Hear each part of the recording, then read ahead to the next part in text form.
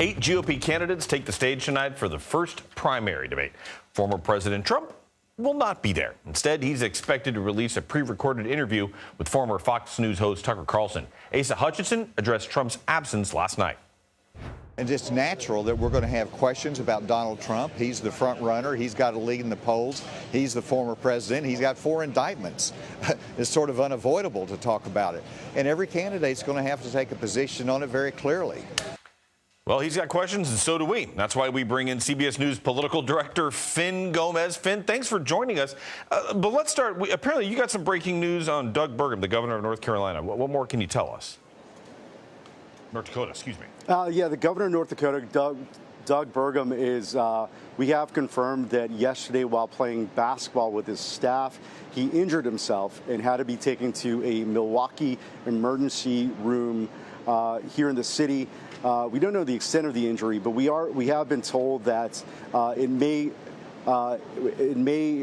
cause a problem for him to stand during the debate tonight. And of course, Burgum is one of the 8 who made the RNC's criteria, made that threshold on donors and on polling. So a very interesting development, Omar, and we'll see just to have maybe one of the candidates on stage not stating. And also to learn more, we're trying to learn more about the extent of his injuries. But it's a very unexpected development just a few hours before the debate tonight. I thought these guys were supposed to be doing wall-to-wall debate prep. Yeah. What is this part of the debate preparation? Blowing off steam, but man, that's risky on a campaign. Exactly. I can see he's taking this debate very seriously. All right, so let's talk a little bit about the debate. I wouldn't be playing basketball. I would go for like a walk or like a run. I don't know about playing pickup basketball like the day before. After the debate. That's when you let off the steam. Before, it's all prep time. So speaking of this debate and how some of these candidates are going to handle things, you know, Donald Trump is not on the stage. There are a couple of candidates that have really sort of marked out their territory as like top critics of Donald Trump. But I think everyone else would have been doing this really sort of odd dance around him. So I wonder if we kind of had any indication as to how they're going to sort of handle things and whether or not the expectation is that without Donald Trump, this will shift the debate in any way.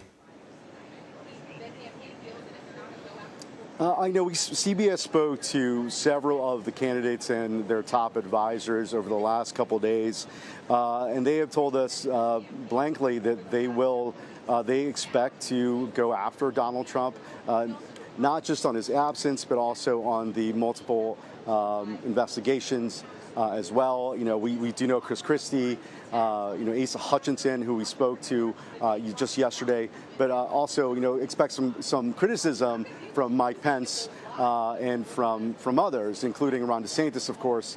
And this is also an opportunity, for Anne-Marie, for some of these of these 8 to really have a breakthrough moment. This is the first time that many of them are introducing themselves to potential Republican voters. So they're really trying to meet that opportunity and really lay out what they stand for. If you recall, our own CBS News polling just from a few days ago showed that most Republican voters that were surveyed wanted the Republican candidates on the debate stage to talk about themselves and less about Trump, to really sort of and if they are going to talk about Trump, to defend him actually instead of criticizing the former president, which is an interesting development. But I think this is an opportunity for these 8 really to really make a case for themselves and for their candidacy in this big moment, the first debate of the presidential cycle.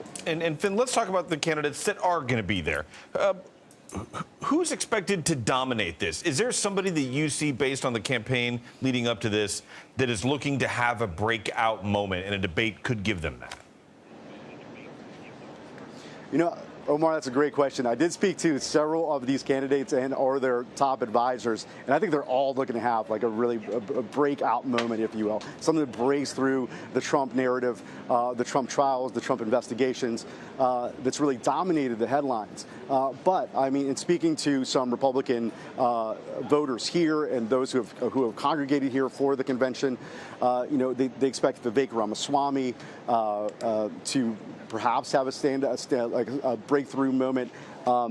There are people who are looking at Tim Scott and Nikki Haley to really sort of display their credentials and what they stand for. But also, one big, I think, narrative that we're following is that many have this expectation that Ron DeSantis, who is a distant number two to Donald Trump in most of the national and early state polling, but still, he's in that second place, if you will. And if they take him out, that strategically opens up that second spot, if you will, and as an alternative to Donald Trump. And one other note, I just spoke to Governor Scott Walker, the former governor of Wisconsin, of this state, and I asked him about Donald Trump skipping the debate today, and he said it was a big mistake.